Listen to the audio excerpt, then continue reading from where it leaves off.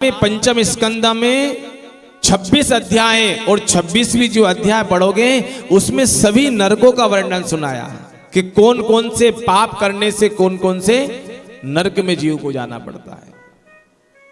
हम जो मच्छर मारते हैं ना अगरबत्ती लगाकर, वो बेट के द्वारा चट आवाज आती है, इसमें भी नरक जाना पड़ेगा, ध्यान रखना।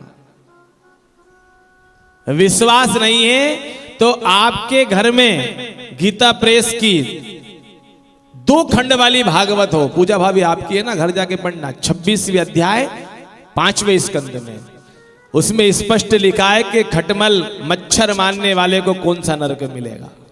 अब आप कहोगे साहब नहीं मारे तो खून सोने नहीं दे। उनका स्वभाव है डंक मारकर रक्त पीना, हम मानवों का स्वभाव नहीं है कि किसी की हत्या करना। वो उसका स्वभाव से अपना कार्य कर रहा है, हम अपने स्वभाव से बचा जाए। तो यहां परीक्षित महाराज काम के कहा कि गुरुदेव आपने तो छोटे छोटे पाप से भी जीव को नरक जाने का रास्ता बतला दिया है, तो हर व्यक्ति ही नरक जाएगा, स्वर्ग और वैकुंठ कोई जाएगा कि नहीं जाएगा? तो कहा कि पाप यदि करता है तो व्यक्ति को भुगतान भुगतने के लिए नरक तो जाना पड़ेगा, लेकिन राजन पाप धोने की व्यवस्था भी मैं बता देता हूं यदि गलती से पाप हो जाए। क्या है गुरुदेव? तो कि भगवान का नाम एक ऐसी व्यवस्था है जो जीव के पापों से मुक्त होकर और जीव भगवान धाम तक जा सकता, दूसरा कोई कारण नहीं है भगवान नाम का। तो कहा कोई ऐसी कथा है, नाम की कोई कथा है?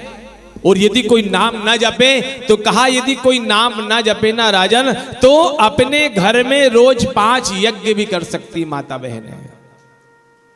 कितने यज्ञ? 5 यज्ञ। अब कौन कौन से ध्यान देना।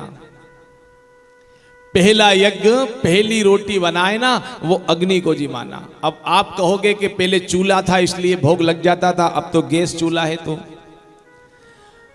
तो गैस चूल्हे के सामने ही 2 रोटी में घी शक्कर थोड़ा सा दूध रखकर और ऐसे ही आप जल घुमा दो, वही अग्नि को भोग लग गया और वही रोटी पहली गाय की।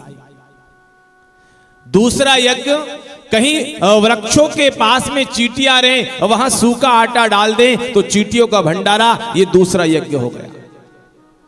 कहीं सरोवर में नदी में जाना हो तो आटा लगाकर ले जाए, छोटी छोटी गोलियां बनाकर मछलियों को खिलाए, ये तीसरा यज्ञ हो गया। और चौथा यज्ञ, पक्षियों को दाना देना, है ना। और 5वां और सबसे श्रेष्ठ यज्ञ बताया, कहा कि परीक्षित अतिथि सत्कार करने का। सबसे बड़ी कोई पूजन है ना परमात्मा की, वो अतिथि सत्कार की है। आज हमारे घर में जितनी भी माता बहनें बैठी है ना, सबको पढ़ा कि भैया कौन कौन से दिन कौन कौन सी ड्रेस पहनना है, तो सबने अपने अपने घर से तैयारी करके आई है। चूड़ी भी वही है ना, हर चीज मैचिंग की। और घर में जाके देखो तो अलमारी की अलमारी भरी है। तो ये साड़ी और चूड़ी और बिंदिया की मैचिंग से घर की प्रॉब्लम खत्म नहीं होगी। यदि घर की प्रॉब्लम खत्म करना है तो घर में जो अतिथि आया है ना, उस समय उस माता बहनों का सिर नहीं दुखना चाहिए। ये कटु शब्द हैं, आप माताओं से कह रहा हूं। यदि मायके से कोई रात की 12 बजे पिता या बेटा भी आ गया है ना, यदि रोटी रखी है, वो बाप मना करेगा बेटा मत परेशान हो, जो रखी वही खा लूंगा, लेकिन गरम गरम बनाती है।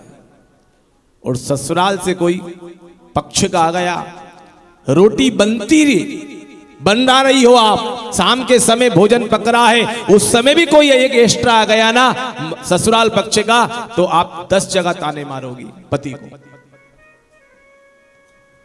इसलिए घर में मैचिंग से शांति नहीं आएगी। यदि शांति आना है ना, अतिथि सत्कार की शांति।